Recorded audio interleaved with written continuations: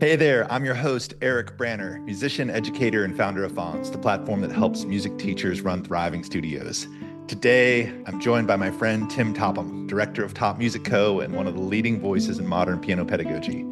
Tim has been reshaping traditional approach to instrumental teaching since 2010, speaking internationally and helping thousands of teachers adopt more creative, integrated approaches to music learning. He's the author of Notebook Beginners, a book that challenges the idea that reading music must come first. Instead, Tim advocates for creativity, improvisation, and deep musical understanding from the very beginning. This conversation is about creative teaching, community building, network, and what it takes to stay relevant and energized as a music teacher. Tim, I'm so glad you're here. What's up? It's great to see you. How are you? So I'm very well. All the better for seeing you, mate, and hanging out here. I've been listening to your show since you started, and I've just so enjoyed the way you run these interviews, the nature of them, the guests. I think it's just been fantastic. So congratulations to you for kicking off a podcast so effectively. It's been wonderful to watch and listen to. Thank you, and I'm thrilled that you're here. Every time we've ever connected, we've always had great conversations, and I know I've left feeling really energized. The last time I saw you was MTNA. It's 2 years ago when you were the keynote there. You had just released your book. That was an awesome experience, and yeah, we haven't caught up a whole lot since then. I know you've been very busy. You have a lot going on. What are you up to right now? What's happening in the Topham world? Yeah, so look, I mean, we've got a number of different things going on. We've got our sort of social media and our articles and blogs and all that. We've got our membership site called Top Music Pro. But the big thing at the moment that I'm spending lots of time on is Top Music Live. So I'm running a live 2-day event in Sydney in April, which I'm very excited about because the last time I ran a live event was, January 2020. And we all know what happened in about February or March of 2020. I was incredibly lucky because it had been about a year's worth of work to put that first conference together. And everyone had been saying to me after that, Tim, when are you going to run another event? Tim, you've got to run another one. And I've kind of been not putting it off, but the timing just hadn't been quite right. And then eventually I pulled the pin last year and said, okay, let's do it. April, and let's do it in Sydney, because what better a city than Sydney? And tell me a little bit about this event. Tell me what this is going to be like, who this is for. Yeah, so look, I try and run events that are really different. I like doing things differently, as you know, that's my thing. So these events are, I call them a conference. They're a 2-day conference, but I handpick all the speakers. It's a single stream as well, so you're not sort of torn between 5 different things happening all at the same time. We also sit at round tables, which is really important to the way I structure these, because the goal of these events is for all the delegates to be engaged, for it to be really dynamic, for them to be interactive, for them to be able to discuss things at their table, for them to be able to take away a plan of action. We have what's called an implementation session on the second day to sort of refine, okay, here's everything you've learned. Now, what are you actually going to do when you go back to your studio? Because I don't know about you, Eric, but I find even when I go to these things, you get really inspired. It's amazing and it's fun and you learn a whole lot of stuff. And then it's really hard to implement it when you go back to your studio and back to real life. And oftentimes a lot of it gets lost. So I really want to make sure that doesn't happen.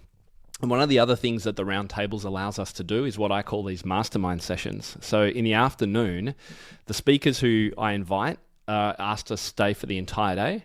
And then in the afternoons, they rotate around tables, or the delegates rotate around tables where the speakers are, and they get time to ask them questions and dive deeper into the topics that are most of interest to them from the day.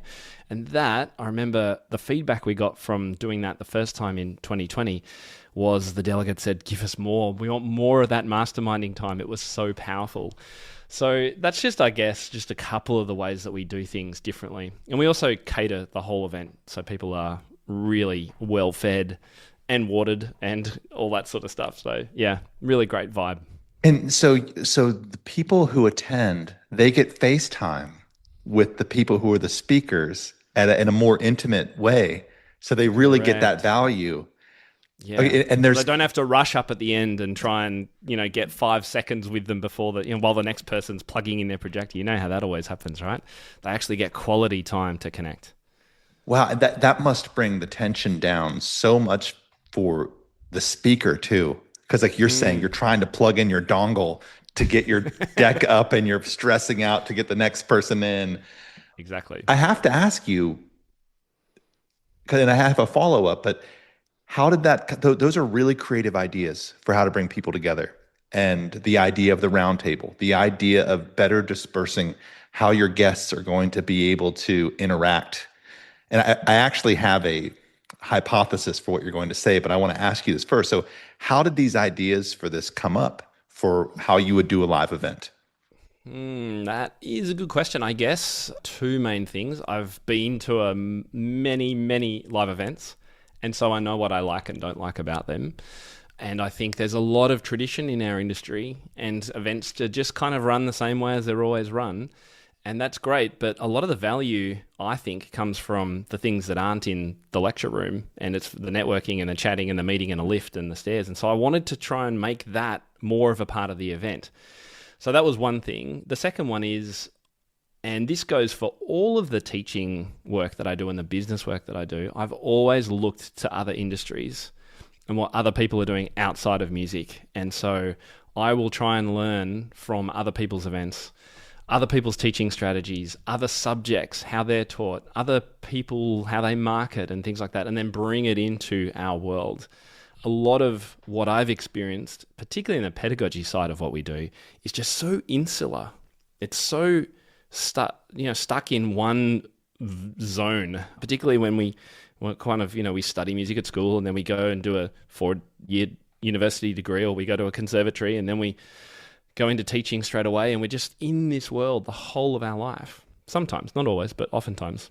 And I think that really clouds, I guess, the ability for us to think and look at the bigger picture and go, what do other people do? What actually goes on outside our little bubble? And how can that instruct us into other ways of doing things ourselves? And I really appreciate what you just said. And I really want to share that I think one of your gifts, I know one of your gifts is, and I have this great memory of every time I think we've hung out, it's often been in a hotel bar at a conference.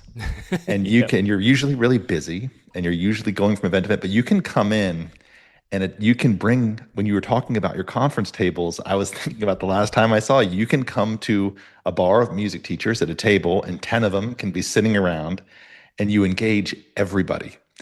And you bring them all together, and then you zip off to your next thing when you have to zip off to your next thing. And everyone's like, wow, that was so cool. And it wasn't like we saw Tim. It's like we actually felt like we had a thing, like we connected and we had a moment. And I think not just your event, but who you are and how you structure these things. This is the future, because that is not going to get replaced by AI. That is going to be augmented in its value. Human interaction, same thing. I feel the same conviction about private music lessons and being creative and expressive. What you're doing just sounds so riveting and so exciting, because people come to these things and they learn it. You learn that skill of saying, wow, what I'm picking up here is Tim studying how other industries do things, looking for creative, fresh ideas. And that's kind of one of the themes I wanted to dig into today, because that's something you've always done pedagogically too, how you've built your communities, all the things, how you wrote your book and what you talked about in your book is new ideas, but they're human and they're bringing people together and they're creative and they're expressive. Yeah, I really, I was excited to share that story about your hotel, but It means a lot to hear that, Eric, because I genuinely love doing that. I find it very natural and very easy. And I guess it's why I'm enjoying, while it's quite exhausting planning a live event, I know that I'm going to be in my element when I'm doing it, because I think I could have had a number of therapists who would never have pointed that out about me, and you've just absolutely nailed it. And it's the thing I love doing more than anything is networking and bringing cool people together. And so, yeah, it means a lot that you said that about your experience at the conference, because I love that. Yeah. And do you feel an anxiety about going into it though? Like you said once you're in it, that's your thing. You like to do it. But do you feel like a nervousness before that? Do you ever doubt yourself going into those moments, like a big keynote address or a big speak? Like, is this something you've had to learn, or is that Just a, kind of a part of your fabric?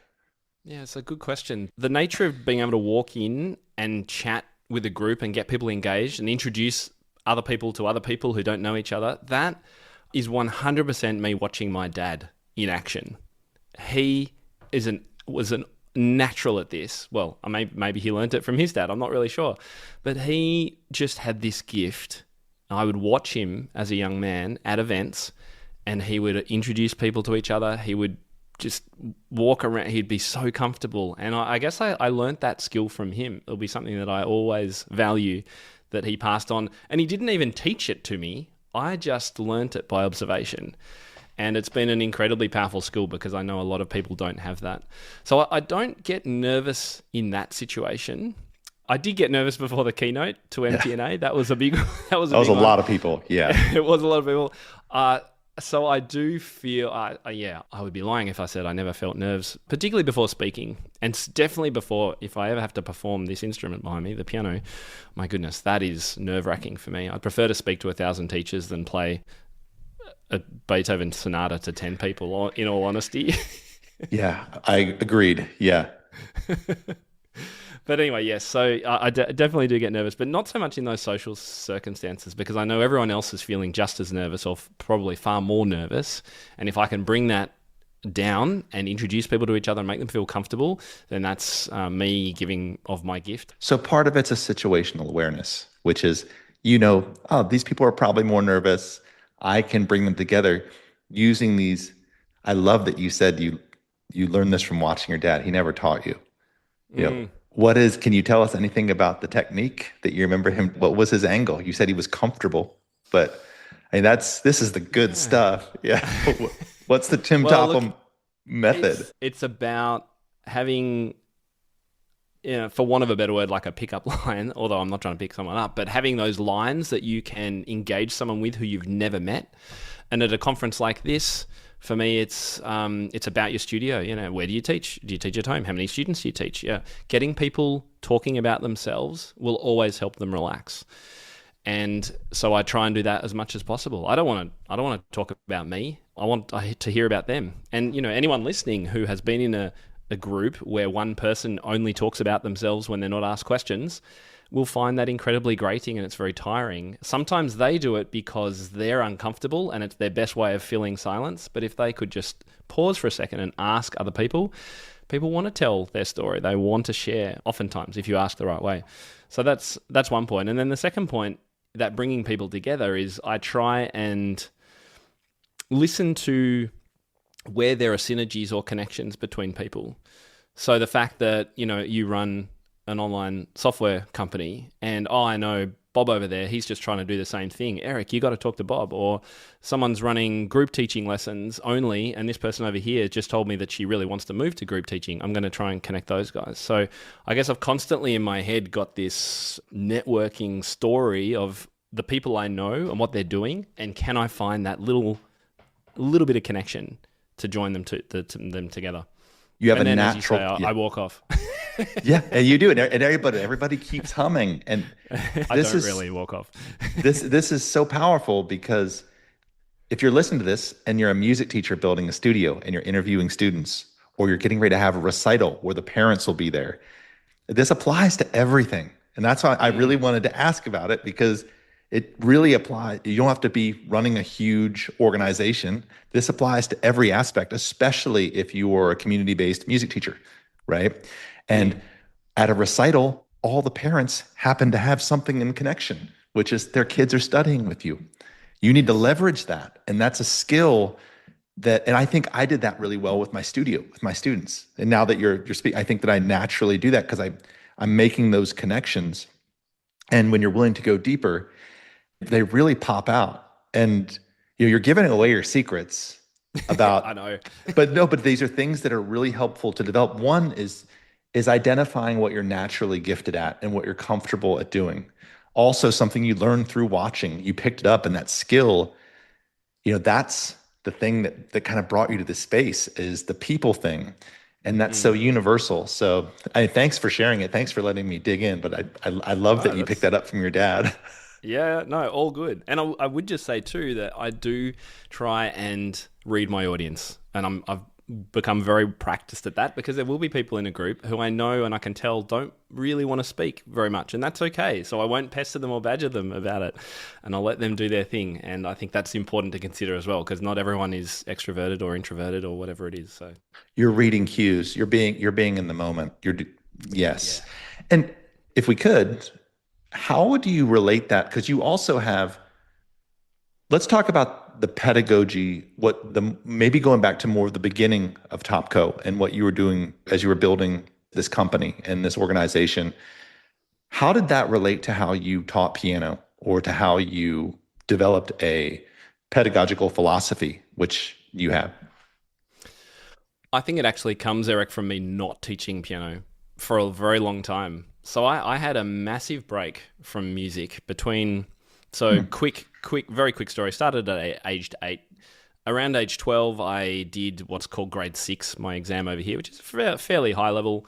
And then I did some jazz piano lessons because I hated classical music at that stage. I think, 12-year-old boy. And then I studied music just in my second last year of school for a bit. And then I really, for the next 20 years, I didn't teach any piano. Well, very rarely. Occasionally took on a student or two. I occasionally accompanied singers, and I did I did a lot of musical theatre actually for the first few years, but nothing really regular and nothing very organised. In the meantime, I was teaching at schools. So I did my music. I did a Bachelor of Music. I went in to do a diploma of education so I could teach in classrooms, and I taught at schools, and I taught music and maths and IT. I taught PE. I was head of outdoor education for a while, which is like taking kids away on camps and rock climbing and all that stuff. I was head of a school campus in a remote island for a while. I did lots of different things in the UK, in Australia, New Zealand, took trips, did all this random stuff that wasn't music. All the time, music was still part of my life. I love listening to it. I still played for myself, but I didn't do any teaching. And I think it was that period in the wilderness, for want of a better phrase, that allowed me to rethink how music is taught, taking all of what I'd learned and referring it back to music teaching and going. And when I did decide to teach music, which was around about 2010-ish, I looked at what teachers were doing and went, why are we doing it that way? Like, this doesn't make any sense. And it was really only because I'd had this break and all this other experience in different other subjects and lots of different education arenas, taking large groups, speaking to hundreds of students and coordinating large camps to teaching smaller groups, all of this, I was able to go, is there a better way to do this thing that we're teaching? And I think that's really was the genesis of how I was able to come up with a philosophy that was a little bit different. It was because I wasn't embedded in it for decades. Wow, that's all. And you taught multiple things. You said you taught math, you taught IT, you were taking kids on adventure trips. Is that kind of what I was getting there? Like on these? Yeah, for many years. Yeah. And you were a PE teacher. You were that guy. Yeah, I was that guy. Yeah, I tell you what, any PE teacher that tells you that they don't have the easiest job in the school is 100% lying. Now that I've done it, I remember working in a school in Perth, WA, and the PE teachers, they would have they'd have this large screen TV on, and the cricket was playing or the football or whatever they were watching, and they were cheering on that, and then it's like, oh, bugger, I better go and teach my class now, and then they honestly, easiest job. I'm glad PE teachers probably aren't listening to this. Yeah, I think you're pretty safe on that one. You just called them out. Yeah, we'll make sure that stays away from that. But it was a lot of fun. And what do you, from that experience, if you could, because that's amazing. This is where ideas come from. It's from experiences and new experiences. And obviously, you learned how people learn. You learned how information was ingested and delivered. Through that experience, what was your biggest takeaway of those years of having music as an undercurrent? And you said, oh, I'm having this new philosophy. What was the big idea? Like, what was the thing that was your aha of how you were going to do it differently? Really hard to distill down to one thing. But I would say, if I had to pick one thing, it would pick 3. Yeah, okay, yeah. Look, it would be, well, the primary one would be having a student-centered focus. what I learned in all those years was that education matters most and is most engaging and most productive and useful, and students are most engaged if they have some agency in what they're doing and what they're choosing to do, and choice. And this has become a pillar of the Top Music approach, a student-centered learning approach. And now, if we talk about this now, Eric, I know you would have a really student-centered approach. I know all the teachers you work with. I know lots of teachers listening have this. But if we go back 15 years, that wasn't necessarily the way. And I think when I came to it, and I was working in a school was one of my first jobs, which is why I was able to see what other teachers were doing and sort of kind of listen in through the door. Mm-hmm. And I just thought, this is so traditional. We're teaching the same pieces. We're teaching from the same method book. We're teaching everything in the same order. We can predict that kid's going to forget that F sharp in that piece because I've taught it 500 times. Yeah. And I'm just thinking, why? Like, how? Why, number one, how? And why are students dropping out? This was a real common question for me. It's like, what makes students want to quit? And one of the big things that I found was that they just felt they were being dictated to the whole time. They had no sort of choice in it. This is the path that we take as a teacher because, hey, guess what? I was taught that way, so I'm going to teach that way. And if you don't like it, then, find another teacher kind of thing. Now, I'm so glad this has started to shift big time, actually. But I think that's probably one of the biggest ones for me. When did you think that shift really started? Because I know that's how it was when I took piano lessons as a kid. It was like you go through the thing. And I gravitated towards guitar because piano, my grandfather was a concert classical pianist. I had a great piano teacher, but I never felt special. Like I was like, I wanted to learn like these like rock songs, whatever. And I wanted music to be an avenue to me being creative and to being unique. I wanted it to be the thing that made me, my identity. That's what I'm. And I didn't get that as a young pianist, right? And I did guitar at that point was something that I could because it was my thing, and they didn't want me to play that. That made it even better. So yes. When did that? Is this thinking like early 2000s? Is this when this in pedagogy that idea started to come up? I think I can kind of timestamp it by when I've spoken in America. So the first time I spoke in America was 2015 at NCKP, and I delivered a topic called, it was something about pop music, why pop music isn't the junk food of piano lessons or something like that. And I was a pretty unknown random Aussie invited to this pretty prestigious conference. Yes. And at the time, there was not much pop music talked about. There was not much chords or creativity talked about at that particular conference. If I fast forward to just before the pandemic, so maybe 2019, even those sort of 5 years-ish, we started to see at NCKP, kudos to them, by the way, a creativity stream on their Pedagogy Saturday. We started to see many more people talking about chords and pop and improvising. So I think the key time was probably 2010 to 2020-ish that a shift occurred. And I have to say it's definitely not purely down to me. I think Forrest Kinney was huge in this. So Forrest Kinney, Seattle. We were in MTNA. We were in the same chapter.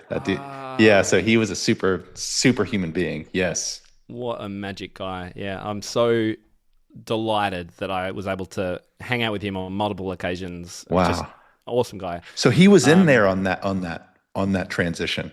Yeah, big time. Okay. Yes, yeah, for sure. I think Bradley Sowash as well. I think Leela Viss. These guys were all sort of connected with me. And I was very much of the opinion, as all of us were, that a high tide lifts boats, or whatever that saying is, right? Yeah. So I never wanted to sort of compete with them. I was like, yes, how can I help you? Forrest, come on my podcast. Bradley, let's do a workshop. Or, all this kind of stuff. And I think over time, and I'm sure there were many other people involved, this idea of creativity and flexibility, just giving teachers the permission to be okay with not doing the same thing and breaking out of that mold. Oh my goodness, the shackles come off and suddenly, wow, okay, it's okay to do this. And you know what? It's actually really good to do this because, one, you're going to keep your students hanging around. They're going to be more engaged. They're going to practice more, but they're also learning so much more because you're pulling apart pop songs. You're looking at the chord progressions. You're talking about harmony, all of this stuff. It's gold. And I'm so glad that the shift has occurred and will continue to occur. Yeah, that is That's just all beautiful. All the names you mentioned and that movement. And it feels like a lot of people are playing piano too. And they're people who probably might not have stuck around for it, but they were able to now create music they wanted to play. They were Yeah. and they were writing their own songs and putting poetry over top of that and recording it in GarageBand or whatever. But people, it seemed like there was a real increase in people enjoying playing. And there's Mm. still hot shots. Like there's still people doing the hot shot thing that are winning competitions and doing all that stuff. But it seemed like it made piano more accessible and more inclusive Yeah. and more welcoming to a lot more people. And an amazing thing to see. And what a crew you had. That's such a great, Yeah. all those folks. Such a fun bunch. Yeah. I was actually, just as you were talking, thinking back as well, I started blogging and sharing videos and things like that around 2010. By 2014, I'd built a fair audience of teachers. And the question I asked them when I was thinking, oh, maybe I could create a course for them was, what's the biggest struggle? What's the hardest thing to teach right now? So this is 2014. And the big thing that came back was pop music. My students want to learn a pop song. I've never taught a pop song. I don't know how to do it. Help me do that. And that was the first course that I created, which ended up being the genesis of Top Music Pro, the membership. Interesting. And as you were saying that, I always remember being in music school and like these incredible classical guitar players that I would know or that like couldn't play a Nirvana song or a Weezer song. Like, it was just something like they couldn't get that sound of whatever Smashing Pumpkins was or whatever at the time. And right. And so they stayed away. Like it was just a totally different world. And you're Mm, right. And those things they were scary, I think, to a lot of traditional players at that time. There was such a different world. So absolutely. how did you have them embrace that? And I know that is this kind of when the time that it was more about understanding harmony and understanding improvisation and creativity first and hearing the instrument and less focus on reading out the gate. Was that an early part of your philosophy? Yeah, it was. The playing by ear, making things up, understanding the chord structure of music. That was stuff that came quite naturally to me when I started teaching. I think because of how much accompanying I'd done and how much time I'd spent in musical theater. When I, had to play a dance break for Oklahoma and there's like 15 pages of a conductor score that is unreadable unless you know the chords. And then you just bop along with all the chords and then they can dance along and, problem solved. There's no other way to play a lot of musical scores, as anyone who's been in a pit will know. So I took that and went, well, why aren't we teaching our kids to pull apart the chord progression of a piece of music? Doesn't matter if it's by Dennis Alexander or Kevin Olsen or Beethoven himself, it's all based on chords. Unless it's Schoenberg or, serialism or atonal music, it's all based on chords. Why don't we teach our kids about chords? Because then they can sight read things more easily because they know it's in B flat. They know the main chords that are likely to come up. They can kind of get through things. So that was always a big part of my philosophy and thinking was what do kids actually know and what's going to keep them playing, hopefully for life, which has always been the goal of me with the education that I've had for my students and that I teach other teachers. And what are those skills that they need? And it's not just reading. It's being able to play Happy Birthday. You said, these amazing classical guitarists, they couldn't play something that sounds like Smashing Pumpkins or whatever. So many piano students couldn't play Happy Birthday if they were put on the spot. They would, shrink into a corner and want to crawl into a hole. So there's one thing that we can all teach our kids. Let's all learn how to play Happy Birthday. And if they know how to do that, then they know a little bit about chords and tonic and dominant. And so much of the theory can come out. I call this integrated teaching, by the way. So we've almost gone through the 4 pillars of the top music approach. Student-centered teaching, creative teaching. The third one is integrated teaching, which really just means how do we connect all these dots for students? If we're just sitting at the piano or playing a violin, and then we go and do our theory over at a table on a different day, there's no connection between the two things. You need to integrate the two together. That is how students learn the most. And the research actually says this. So if we can make things creative and interesting, then it becomes a novel experience. They can learn it better because they remember it. That's where creativity is really powerful. And then if they have these connections, then they can go, oh, that sounds like the chord progression I did in that piece. Oh, that's cool. and suddenly connections form, knowledge is strengthened. So they're 3 out of the 4 top music pillars. What's the fourth? That's where you end the episode on a cliffhanger. Yeah. Subscribe now. Yeah, that's right. The fourth one I call question-centric teaching. I guess I've learned over time that we all talk way too much. And so I always challenge teachers to ask more questions than give statements because it's much more powerful.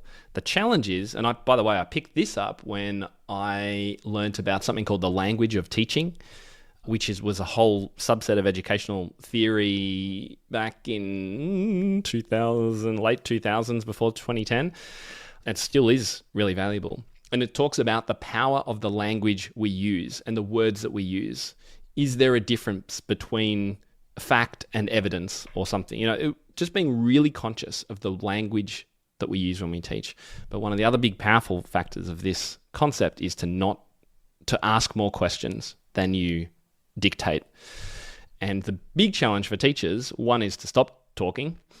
Number 2 is to let students struggle when they are posed a question, because it's really awkward. You want to jump in and solve it for them. You do. But the learning comes through the student pulling that out from their memory. It's the same reason why interleaved practice works really well. You practice a little bit of a piece, then you practice a totally different piece. When you come back, you've got to retrieve what you learned. And that is where memory and learning is strengthened. So having a student try and retrieve that memory, answer the question, you just have to sit and wait. And if they can't get it, ask another question. Try and get them to come out with it. So they're the 4 pillars. I think it's a really powerful approach. If you can do those 4 things, you will be miles ahead of many other teachers. Yeah, and I really liked what you were talking about, and maybe you could just a little bit deeper into the idea of the creative pillar. Because I was hearing and speaking about in my studio, guitar is so great because not only you're actually playing different guitars, like a classical guitar is a different guitar than an electric guitar, which is a different guitar than a steel string guitar. And I love teaching bluegrass, classical music, speed metal. Like I just love guitar. And that's one of the things that made me a good teacher. Versatile. But it was really fun, to just see where kids or students gravitated towards where their curiosity was, which was kind of how I took your last pillar, and giving them agency and giving them, what do you want to do? Oh, well, you liked that. Well, try this on this nylon string and try this. I know it's a Spanish piece, but do you see how, and that's where I got buy-in, is where the kids became interested in culture. I wasn't tricking them, but I was doing kind of what you're talking about, interleaving these different styles with different instruments and different eras. And that's one of the great things about teaching guitar. And it's also one of the great things about piano. It's so universal and it drives so much. And oh my gosh, thank you so much for sharing all that. I'm sure every single person that's listening is really inspired. And if you take Tim Topham, 2010, you're becoming interested in this. By 2016, it sounds like you've kind of found your thing from your experience and then from what's working. And then you've been hanging out with all the other luminaries of the time, right? And you're doing the speaking thing. And how is it change? Like we're in post-pandemic society, things have obviously the style of teaching that you're talking about has become really widely accepted a lot through your work. How do you see music right now in education with what teachers are doing that you're excited about? What in this moment do you think, wow, this is really cool?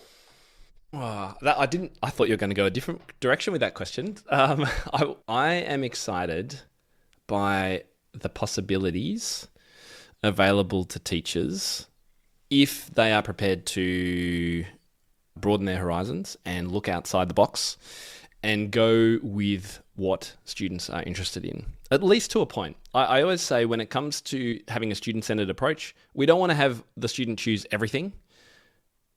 And we also don't want to dictate everything. There's a continuum, there's a line, and it moves as the students get older in particular. So as students age, they will tend to need a bit more choice in what they do. So I think there's a powerful and exciting moment we're at right now that if teachers are open to this, then they're actually going to learn a lot from students by what they're trying to do, what they're trying to achieve, what they would like to do. I do think that the challenges are ever present for teachers as students are changing and as technology and life is shifting. And in fact, the keynote speaker on the first day of our conference, Dr. Anita Collins, I imagine many of your listeners will be aware of her, an amazing TED speaker. She's a neuroscience researcher and music teacher. She's great at distilling all the research down into here's what's valuable for music teachers. She's the reason why I know the power of creativity is actually research-backed in music education. She's talking about this challenge we have in teaching now where kids are finding it really difficult to put the effort in and struggle and try something for a long period of time without giving up.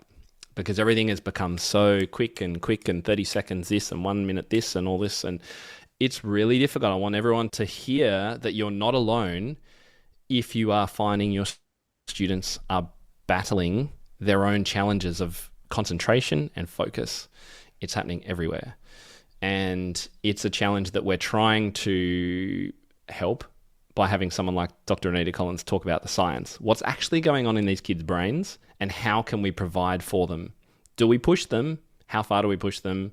How do we try and keep our studios successful and productive and students learning when they're not really doing that in many areas of their life?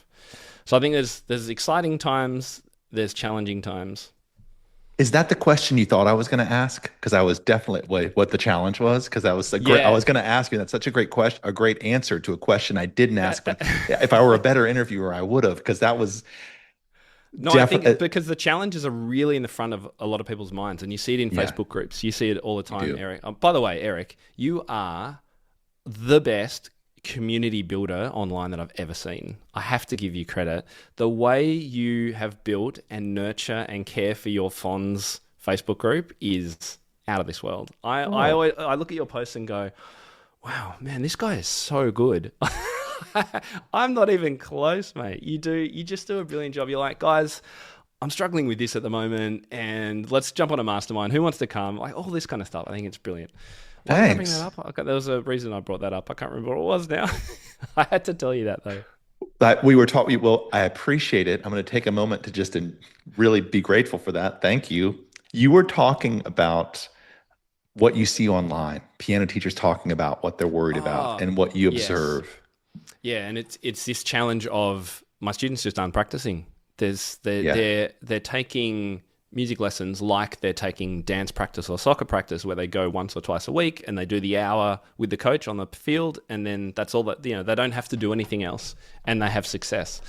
Music sadly isn't the same. It's quite different if you want to have success. And so there's lots of teachers out there going, what do I do with these kids? They can't keep coming back to lessons. They're having a great time. It's kind of fun, but they're not getting anywhere. Should I tell the parents? Should I keep going? What do I do? And this is becoming more and more of an issue that I'm seeing anyway. And you're probably seeing it in your group too. My pet peeve in the online piano teacher specifically groups is, yes, you hear that, but then it's the piano teacher that's gotten a transfer student. And they're super angry because the student they've been studying for a year and they can't read and they're playing at this level in this book and they're experiencing a student that came from somebody else that's experiencing what everybody's experiencing, right? And I'm like, of course. Anyway, that's my thing. I'm like, oh gosh, what is with those people? But isn't that funny though? Sorry to interrupt you. I've always loved transfer students more than any other group. Give me a transfer student. You know why? Because it's really hard to do worse than their last teacher who they quit from. You can do so much and you can have so much fun with these people when they come from another teacher because they've got some idea of what's going on, even if they're like learning by finger numbers, which is awful, right? But if you have that creative, integrated approach and you're ready to go, hey, what would you like to learn? They're like, what? I'm allowed to learn something that I want to learn? I've never done that before. What do I do? How do I do that? And you go with that. Oh my goodness, you can keep these kids for life. Yeah, so and is that if someone came to you and they're like, Tim, I'm really struggling with this thing, like so many other people are, is that part of your approach to being able to take a student? And is the goal that teachers are looking for them to have more time at the bench between lessons, more focused practice? Is the concern I'm guessing it's the rise of short form content and TikTok and Instagram is really messing with kids' neuroplasticity and attention span. Like, like that seems to be what everything is pointing to. And I guess wrapping that into a three-part question, is it possible that music and specifically creative music and music with people, like connection, teaching, using music as a social tool, that's something I'm really big into. It's Mm. like you can use music to make friends and all those things. Do you think that there's a way for us to wrap music into being part of this solution? So the Yeah. value proposition of music becomes bigger than just the music and getting into a good college.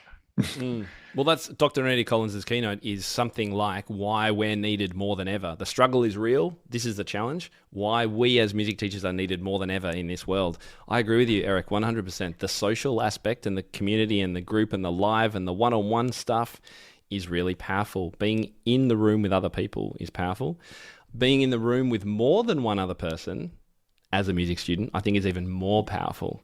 So I do believe quite strongly in the power of, even if you're not a group music teacher, having opportunities for students to cross over in their lesson. Or every month they do a group workshop with some other kids. I think the more you can bring social connection into your lessons, the more you will have students who will stick around and try harder and things like that. I think I've seen it and I've heard it from teachers who do teach only group. When they're asked, you got to be ready for this next week because we're all playing this piece of music together and you don't want to let everyone down, they're going to practice. They're going to get ready for that.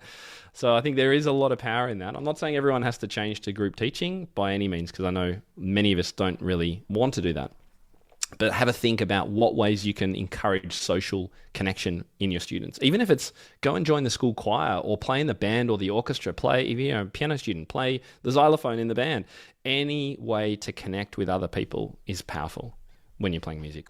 And the do you, or I should say this, do you challenge or how would you challenge teachers to adopt this same mentality? Because I think a big part of what you're saying is you're challenging teachers to be more creative themselves, to be more connective themselves, to be more open themselves, to listen more. And I can tell you, a lot of teachers will listen to that and be like, no, that's not what I meant. I meant fix the problem that's the students, where the solution you're saying really, I think, comes from being a creative, open, curious teacher. Am I getting, that would Yeah, bring we people we have together? we have And to shift. Yeah, the changes that are happening in kids is not going to reverse, sadly, because I don't think it's a good way that things have gone. I think the pandemic affected a lot of kids and their mental health. I think technology definitely has, but we can't change that. But what we can do is go, okay, well, for me as a teacher, what can I do that's going to be open and engaging and fun and build rapport with my students as much as possible? And I think the first part of your question was, how do you do that? And I've always provided with my resources, I've always said, number one, this is just an idea. I've seen this work, give it a go. Not, you must do this, because I know I don't like being told what to do as a teacher. Secondly, all of my frameworks and teaching plans, I've got how to teach the 12-bar blues, how to teach four-chord composing, how to teach pop songs, all start with the simplest ideas and are all scaffolded in a way that any teacher, no matter how classical and how reticent, can try. You just have to be open to it. And sadly, a lot of teachers are being pushed now to be open to it because they're seeing students drop off. And now they're going, oh my goodness, okay, I need help. What do I do? And that's where I'm more than happy to jump in and say, well, let me hold your hand.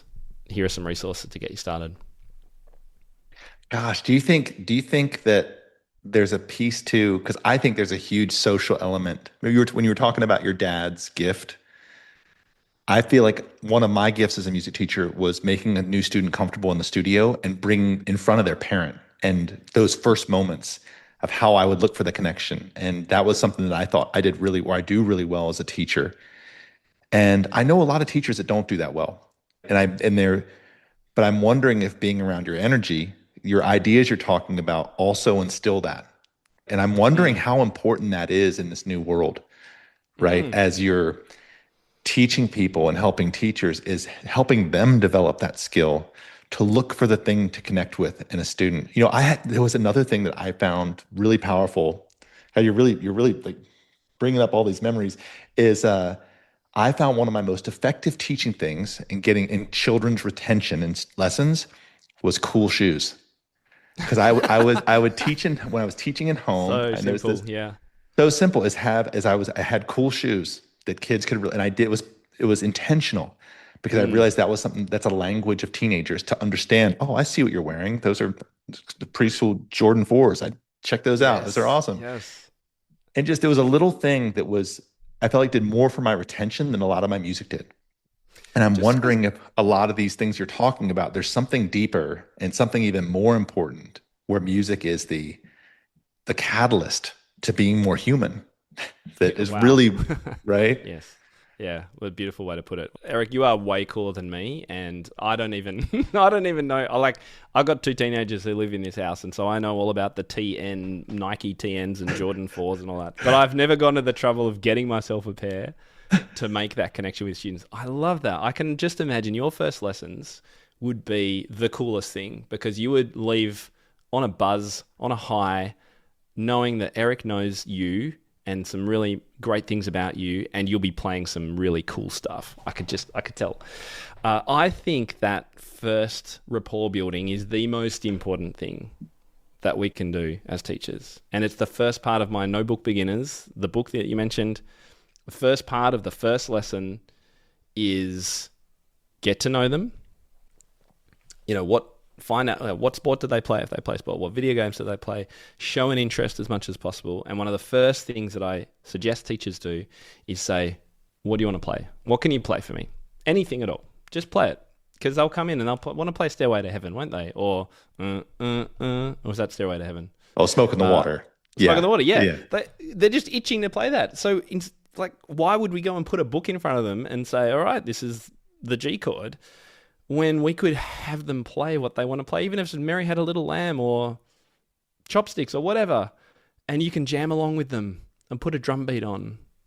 Just make it as fun as possible. If you're on a digital piano, make it a different wacky sound. Have a laugh, have some fun. Let them express themselves a little bit. And that's why, for me, the most important thing in that first lesson, apart from what we've just talked about, is just letting them improvise. Play along a backing track or play a simple accompaniment pattern, and I give teachers everything in the book, and then have them improvise. Black keys, simple chords, a few notes on the guitar, or whatever it is. That's how you make a connection with a student. And I know it probably comes super naturally to you. I'm not cool enough to wear the shoes, and I know lots of teachers listening will be like, well, I don't know what shoes they're wearing. I don't know what music they're listening to. But that's where you can ask them. They're like, wow, those are cool shoes. Where'd you get those? It's simple. It doesn't take much. Just, get down on their level. And to be curious with them. And I think maybe people feel like they're not being professional or something, but the reality is that the customer is actually the parent, right? And if you take a child that's been on their device on the way there and will probably be on their device the way home, right? And if that child is not on their device on the way home and is telling the parent about what just happened and they can't believe they let you, you jammed with him or whatever, you did this thing, it was so cool, and you played the song that you loved, you played the new Sabrina Carpenter song, oh my gosh. And their parents pick up on that, and the value proposition has been fulfilled. They want to Yes. get you back there as soon as possible. And you've been talking about it the whole time. This is the challenge. And the solution really, and the value proposition becomes, oh, this is a device that is bringing life and space and mindfulness into a moment of these kids' life that they carry home with them. And that's the beginning that can then later you can worry about extreme technique or all those things. And a certain percentage of, I would bet you, the same percentage of students still end up doing that anyway. Because remember, the old school, we would study, but everyone, ask anybody our age. Oh, I played piano when I was a kid and I quit because I hated it. I wish I would have kept with it. That's a whole other market. Teaching adults who played for 2 years when they were a kid and they hated every minute of it and then they quit. Yeah, huge So market. I bet the science, I'm guessing this, but I would bet the science is similar because the people who are not, who are going to gravitate towards music, we're going to gravitate it towards one way or the other. I would bet now more people stick with it. I could be wrong, but it seems like with what you're talking about, this actually brings more people into the mix. So, Hope so. yeah. Well, I'm excited. And is reading your book, which is that the best way to be introduced to this idea of your philosophy? That's a really good question, Eric. Like, what's the best way to I come into the think, Topham universe? yeah, I think it probably is because the first half of the book is really explaining why I believe so strongly and what the research says about why reading in the first lesson isn't necessarily the best thing we can do. That's the first half. The second half is lesson plans to help you actually implement this step by step. And then if you want to go further, you can access the course, which I've got online, most of it free. And then if you want to go all in, you can join the membership. So yeah, I think that's a great place to start. And it's the book's available on Amazon or at topmusic.co/book. And there's an audio book which I read as well, so you can listen to me if you'd prefer to. If you like the Aussie accent thing, you Who can grab the doesn't? audio book too. But yeah, that's a great place to start. Otherwise, topmusic.co or just search Google Tim Topham and then, teaching beginners or teaching chords. My 4-chord composing, if I just sort of one resource that is super valuable to teachers of teenagers or transfer students, just search for Tim Topham 4-chord composing. It's the hands down the best thing to do, and you can do it in the first lesson if you want. Students will love it. I guarantee it. Is this like a 1, 4, 5, 6 in is that what Pretty much. It's like okay. looking at what a pop song does, and then they make up their own pop song progression, and you make it Oh. sound cool with them. It's so good. So you look up 4-chord composing, Tim Four Topham. chord composing. Yep, you'll Oh, find it. okay. And you have the magazine. You've got you have an entire and my by the way, the plan for today was to completely talk about your empire and your Yeah. business acumen. And just like every one of these that turns out awesome, it goes off in some crazy tangent. So It's been I really fun. I've really enjoyed the bigger sort of philosophical questions, though, Eric. It's been really good. and I've really enjoyed hearing your take on them. It's really I feel like I got to know you so much more deeply. But if you have a few minutes, I mean, and I actually see it now. And the things that I think we can extract from this on the big picture is, you've built a company and an organization and a real community and something that's lasting, right? That's lasting over time and has brought people together. And you're doing these live events and bringing people together. Where do you see this continuing for you maybe in the next 5 years? Do you see more live events? Do you see a second book? Or do you see the need? Or do you feel like right now you're evangelizing the ideas that you have come up with? Yeah, I think so. This event is actually a celebration of the 10th year, so our 10-year birthday for Top Music Pro, my membership site, which started in 2016. So that is a super achievement. I'm very, very proud of it. Would never have thought that would happen. So that's cool. And that, I guess, is part of the longevity factor. And I pride ourselves on having a lot of trust in the community about what we do and what we teach and how we go about things like that. And just having great people around me in the community. So, and our team, we're quite a small team, but fantastically teacher-oriented, supportive team. So I think, yes, we've got... you mentioned the magazine.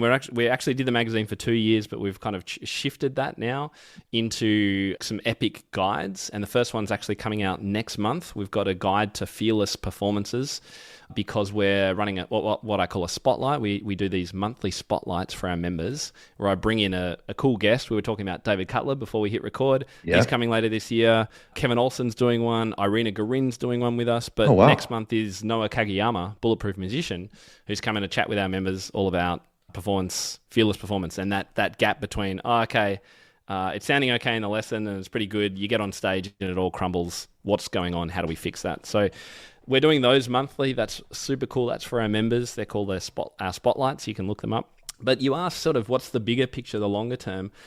And I have to say that I'm shifting my thinking to more in-person events. And we've mentioned that today a number of times. It's why Top Music Live I'm putting so much effort into, because I think the shift that I'm seeing in a lot of online information businesses is that AI is changing the nature of how we all learn things. And so people don't necessarily want to, unless they're very invested and they believe in the person running a course, they may want to go somewhere else for that information, how to teach piano or beginners or blues or whatever it is. And so the thing for me that I'm really looking at is how do we facilitate and build community and strengthen people's connections, particularly when they're working solo around the world in their little one person studios.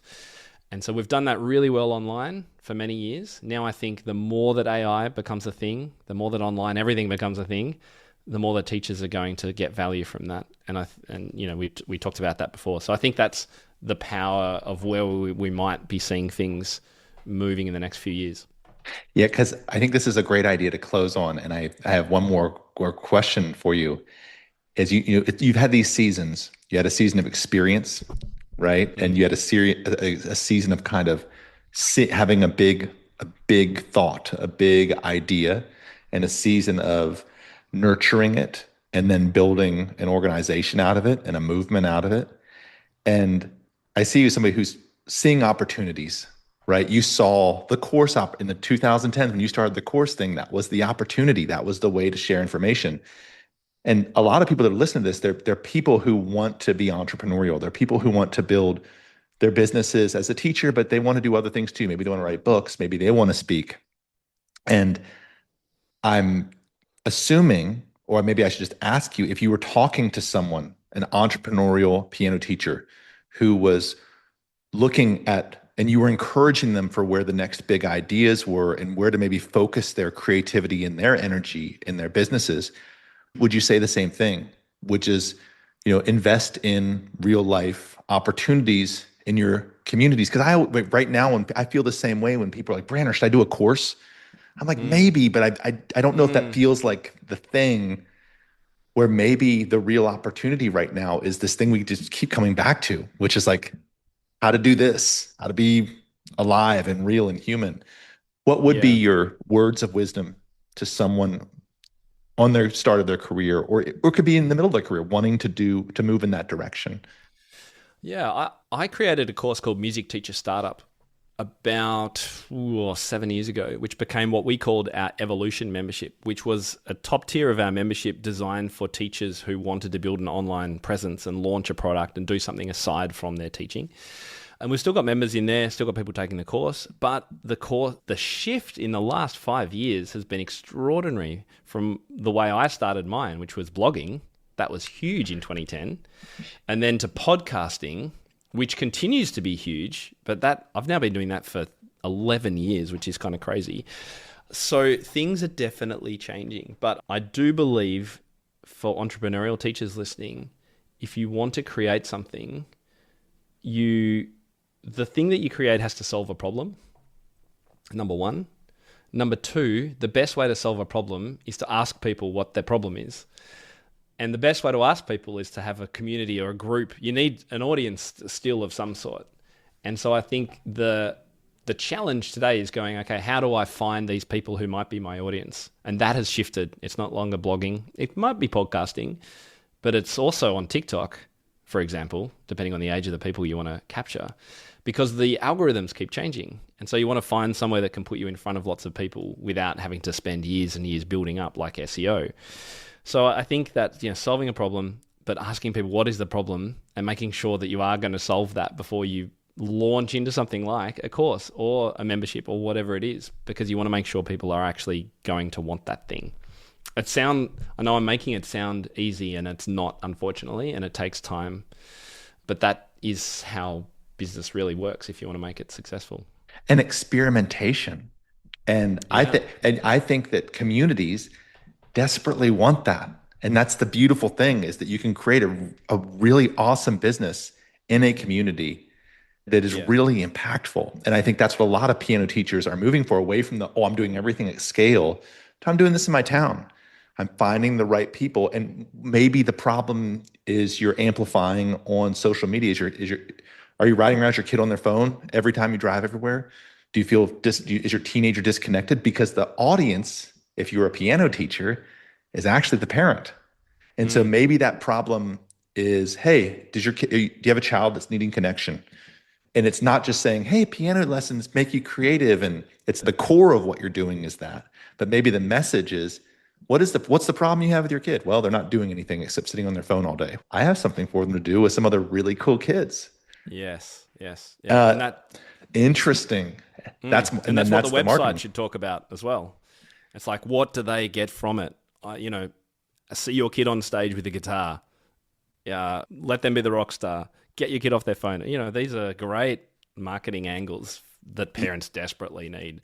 Yeah, and when you lead off with, hey, what's the problem you're trying to solve? That's a great idea right now. Listlessness, loneliness, doolessness, doom scrolling, short attention span. Well, gosh, this is something that, these are really inspirational ideas that you've just kind of thrown out here. So thank you for sharing them. And I know I feel inspired from hearing them, from talking to you. So thank you very much. It's been great just to chat. It's been really fun. Yeah, and I know you're slammed, and you've got we're going to try to get this out as quickly as possible, because when is your event again? So the event's 15th and 16th of April in Sydney. So any Aussies, please come along. topmusiclive.com is the link. We hope to offer some virtual tickets. It won't be a live stream. It'll be recordings of what we've done after the event. So if you're interested in what we're doing and the speakers and that sort of thing, go to topmusiclive.com and stay connected with us on socials or our email, and we'll let you know what's happening. Oh, that is awesome. And I hope we get to see you again soon in the flesh before too long. I hope so too. Yeah, I really hope I can get over there next year sometime. Awesome. Tim, this has been amazing. Thank you so much for sharing. This is great. Absolute pleasure. Bye-bye to everyone. You've been listening to the 440 Podcast. If you found this helpful, subscribe at Spotify, Apple, or wherever you listen to podcasts, and leave a quick rating. It makes a big difference. To learn more about how to run your teaching studio with less stress and more joy, visit fonz.com. I'm Eric Branner. Thanks for being here.